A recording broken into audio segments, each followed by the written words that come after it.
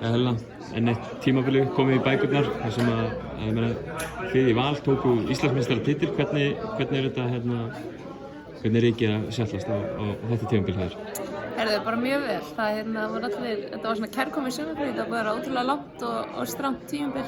Þannig að það var bara mjög gott að klára þetta og klára þetta vel og komast svo í smá frí. Nú verður þú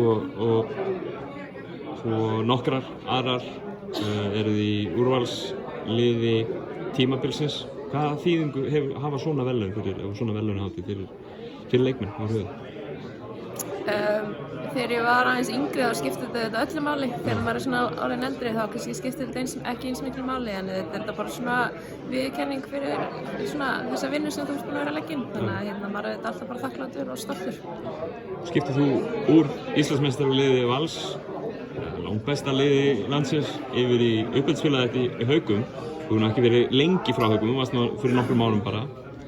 Okkur er að taka það okkur? Herðu, þetta var virkelig bara erfiðasta ákvörðun sem ég tekið.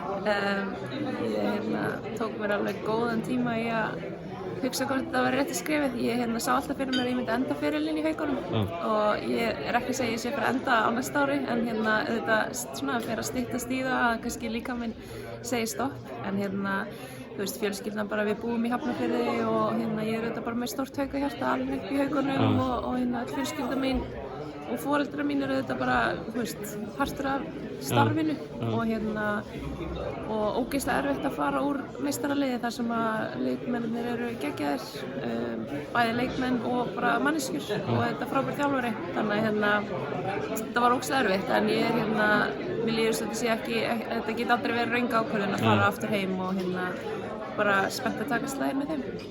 Talandi að taka slaginn með þeim, það hefur nú verið, þú séum óstaðfest ennþá að Haukar ætli að skrá sig í Evrópukeppni. Já, það er alltaf það sem við höfum heyrt. Það er auðvitað bara ennþá verið að skrá liðin og áður maður sér hvernig þetta verður, hvort sem við förum í þá forkeppni eða hvort maður farið beint inn í riðla, það kemur bara í ljós. Spennandi verkefni, sjálfsögðu.